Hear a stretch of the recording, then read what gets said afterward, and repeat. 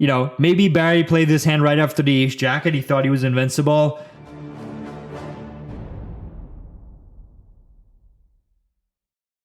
Have you ever seen Molly's game? No, I have not. I mean, it's based... Okay, so I'll give you some inside info. There's actually a guy called Bob Safai. He used to play on the, what was that, Poker After Dark. He actually, so I think he's like a real estate guy and like a business guy. He actually hosts the Hollywood game in LA.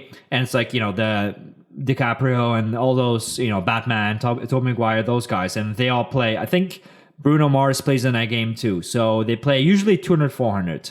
And you can only play if you're an A-list celebrity. So that game still runs, but it doesn't run without Molly. It runs without Molly as the host. So yeah, that game does still exist. And I try to, you know, see if I have a chance of getting into the game, but I mean, there's no chance. Even a guy like Daniel Negreanu, who's very well known and entertaining, has no chance of getting into that game. So no. Yeah.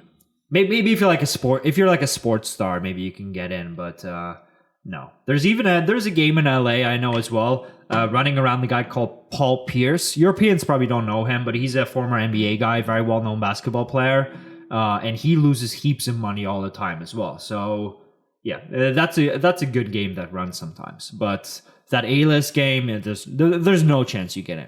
There's no chance.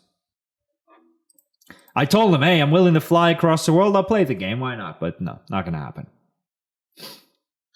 All right, back to the hand. LLinusLLove open raises 490 and sees a really good board for his range. Berri could have good hands like 10-9, King 10, King 9, Queen Jack, but Linus is going to have them much more often. And so again, he goes for this like 2/3-ish bet, which is a fine bet size. And Berri does check raise here, which he's going to do less often than on the previous boards. The board is just not as good for him. I mean, it's a good board for him in the sense that he can have the nuts, but Linus is going to have him beat so often. Turn 4 doesn't really matter. I mean, I don't think Berri's like check raising an underpair or anything. So if Linus had a hand like 4s and he was bluffing, I don't think he would bet call here. So it doesn't really matter. I guess maybe a King 4 or something for Linus could be possible, or maybe and like ace 4 of clubs, but it doesn't really give him the nuts. Same goes for the 5. I mean, maybe Linus has 4 or 5 of clubs now, but even that hand's not amazing. So Berri keeps on betting, and with 12,000 behind in a pot of 17,000, Berri's play is going to be all in or check. If the river was something like the Queen of Clubs, maybe he could introduce like a $4,000 or $5,000 sizing, but not on this run out.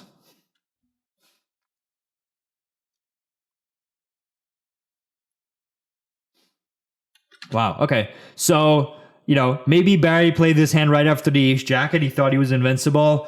His hand is really, really good on the flop and on the turn on the river. But once Linus bet calls the turn and calls a big river all in, is he really going to call you with that many worse hands?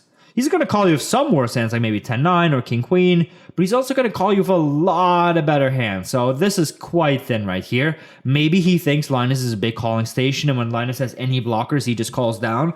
Who knows, right? Maybe this could be an exploit. Even at the highest stakes, you can make exploitative plays, but in theory, this is still quite thin. If Linus bets small on the flop with a wide range, it makes a bit more sense. But when Linus already polarizes himself on the flop, it's a pretty tough one to pull off.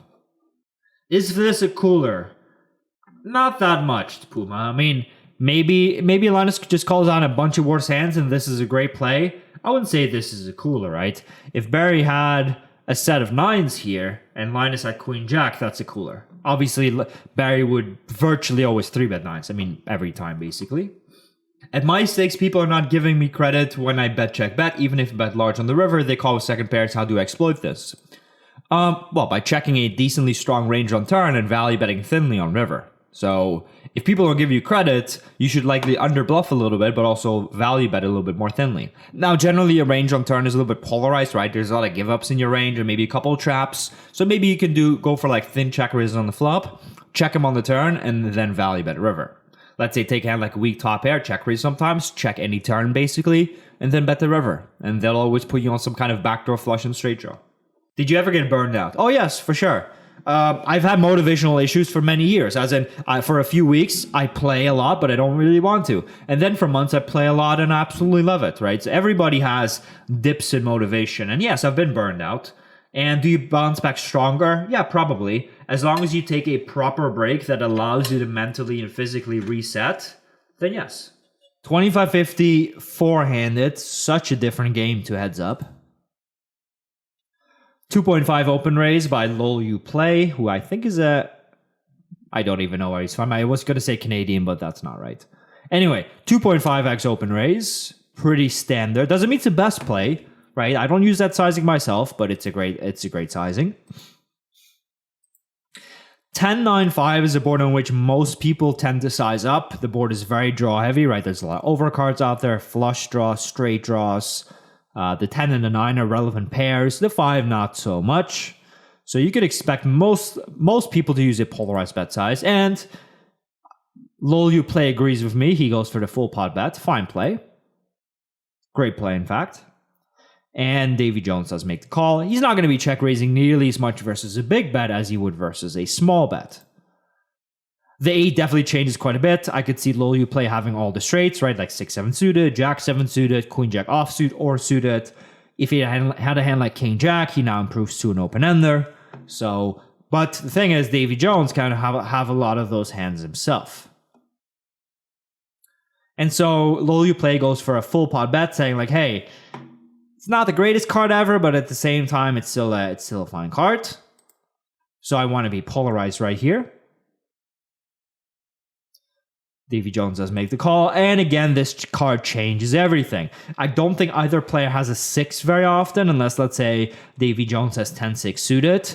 But both players could have a Jack here or Queen-Jack. I could easily see Davy Jones having a hand like Jack-9 on turn, making a straight. LLinusLLove is definitely more likely to have a big flush here. And so he goes all in here. You say, oh, I'm repping Queen Jack. I'm representing a flush here. I'm going to put you in a very tough spot with a 6 or a Jack. Wow. Okay. So LLinusLLove bluff through with the King 8. Okay, so loose but fine pre-flop open. He c-bets the flop, which is, questionable. It's probably not a high-frequency play.